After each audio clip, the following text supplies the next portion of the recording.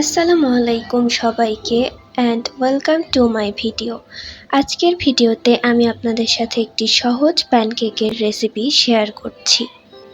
শুরুতেই একটা পাত্রে 2টা ডিম ফাটিয়ে নিতে হবে।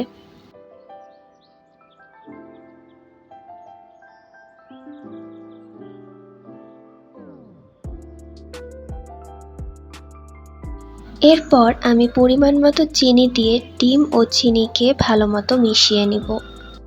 আমি এখানে আমার স্বাদ অনুযায়ী চিনি ব্যবহার করেছিলাম, আপনারা চাইলে বাড়িয়ে বা কমিয়ে নিতে পারেন। আমি এখানে 2 কাপ ময়দার জন্য 2টা ডিম ব্যবহার করেছিলাম।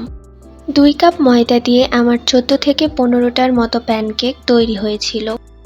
তো কথা বলতে বলতে আমি এখানে ডিম ও চিনিটাকে খুব ভালো মতো মিশিয়ে নিয়েছি। এখন দিয়ে দিলাম কিছুটা দুধ। দুধটা আমি অল্প অল্প করে দিচ্ছিলাম যাতে দুধের পরিমাণটা খুব বেশি না হয়ে যায়। এখন 2 কাপ ময়দা ভালো মতো চেলে নিয়ে আমি এর মধ্যে দিয়ে দিচ্ছি।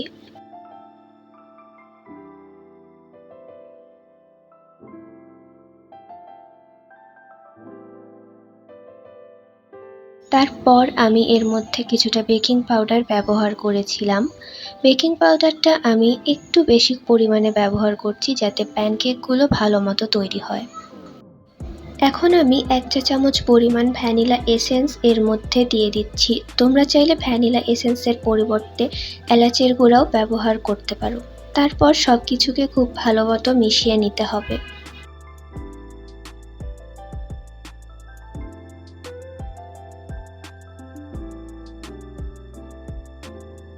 এখানে দুধের পরিমাণ কিছুটা কম হয়ে যাওয়ায় আমি আবারও কিছুটা দুধ এখানে ব্যবহার করে নিয়েছি। তারপর আবারও ভালোভাবে একটু মিশিয়ে নিতে হবে সব কিছু। আর ভালোভাবে মেশানো হয়ে গেলে আমি এর মধ্যে কিছুটা তেলও ব্যবহার করে নিচ্ছি। আমি এখানে তেল ব্যবহার করেছিলাম জন্য পরে ফ্রাই প্যানে আমাদের বাড়তি তেলের প্রয়োজন পড়বে না। এখন মিডিয়াম আঁচে আমি প্যানকেকগুলোকে একে একে ভেজে নেব। আর এভাবেই তৈরি হয়ে যাবে আমাদের মজার প্যানকেক। প্যানকেকগুলোর এপার ওপার খুব ভালোভাবে ভেজে নিতে হবে। আমি রান্নাবান্না খুব একটা ভালো না পারায় আমার এক একটা প্যানকেক দেখতে এক এক রকম হয়ে গিয়েছিল, তবে খেতে কিন্তু সবগুলোই বেশ মজা হয়েছিল।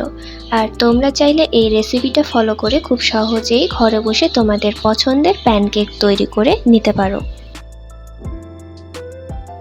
আজকের ভিডিওটা এই পর্যন্তই। কেমন লাগলো অবশ্যই কমেন্টে জানিও আর লাইক করে দিতে ভুলো না। দেখা হবে অন্য কোনো ভিডিওতে। আজকের মতো আল্লাহ হাফেজ।